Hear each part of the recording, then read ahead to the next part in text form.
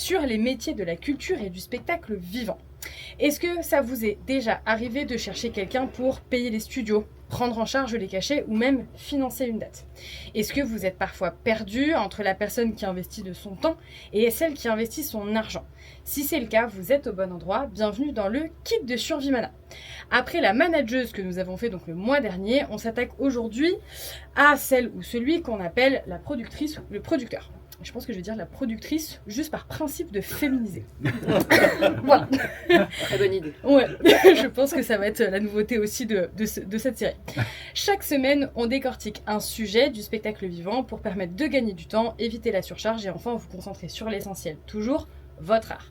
Comme d'hab, on commence par la définition du métier.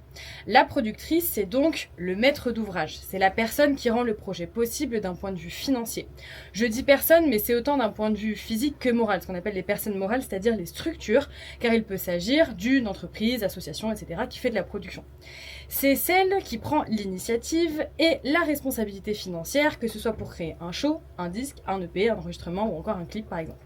Son rôle, c'est qu'elle paie les sessions de studio, le matériel, les cachets, notamment les vôtres. En échange de ce risque financier, cette personne récolte directement les fruits du travail en prenant une partie de tous les revenus générés par ses investissements. Le match se fait souvent entre manageuses et productrices, mais il ne faut pas les confondre. Les manageuses sont mandatées par vous pour vous conseiller, elles ne financent rien et ne prennent pas de commission. En général, c'est du fixe. Là où en fait, la productrice, elle, c'est votre partenaire financière et votre employeuse. Elle investit son argent, mais c'est aussi celle qui encaisse les ventes, les billetteries et un pourcentage sur vos droits d'auteur pour essayer de rembourser la mise. Du coup, c'est aussi la personne qui va payer toutes les autres personnes et prestataires qui travaillent avec vous. Elle est souvent habilitée également à recevoir des subventions ou des financements comme le crédit d'impôt phonographique. On retrouve fréquemment des manageuses qui sont aussi productrices. La plupart du temps, c'est les deux qui se mettent ensemble.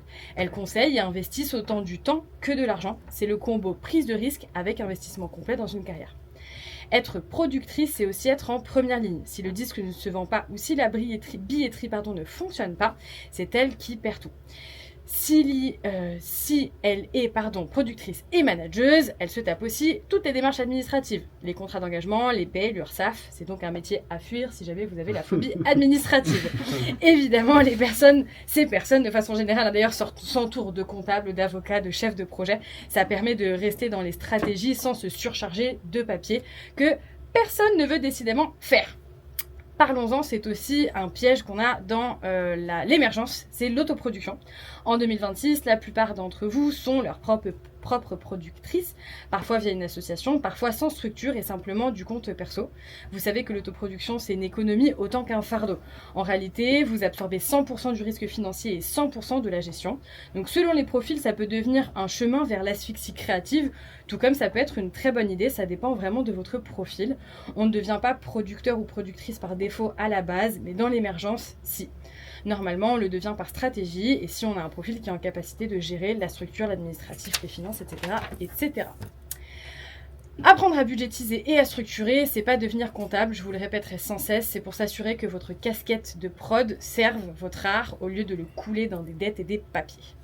Alors, je vous pose la question à tous et à toutes, à vous trois. Et je change un peu, d'habitude je pose une question un peu sur le sujet, mais cette fois-ci je vais vous demander si vous aviez un conseil à donner à un artiste qui se lance. Qu'est-ce que ce serait?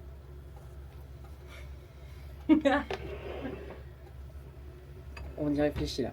Ouais. D'être patient Ok, trop bien. et donc de voir l'avenir loin, quoi. C'est pas un an, mais se dire comment je vais construire ma carrière si je veux faire ma carrière. Déjà, savoir si on veut faire carrière ou si on veut juste s'amuser. En tout cas, si on veut aller loin, ça veut dire qu'il faut regarder loin. Et regarder loin, à ce moment-là, on pense différemment. Ok, trop bien. Très intéressant. Moi, je dirais aussi qu'il faut oser sortir du lot et oser la différence et ne pas avoir peur de ce que les autres pourraient penser.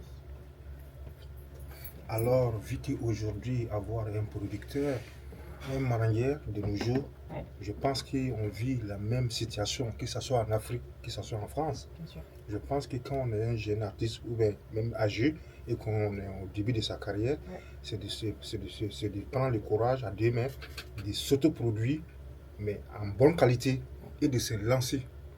toi-même.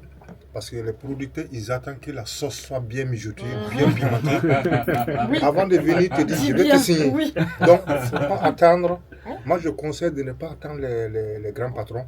Il faut se lancer. Quand c'est bon, ils viendront vers toi. C'est ce que j'y pensais. Magnifique. Voilà. Ouais, je n'ai rien à ajouter sur ces belles paroles. Vraiment, je ne fais même pas de récap, il n'y a pas besoin. Si vous voulez, comme d'habitude, trouver des petits conseils sympas ou avoir un coup de pouce, on se retrouve sur le Instagram de Vimana Paris.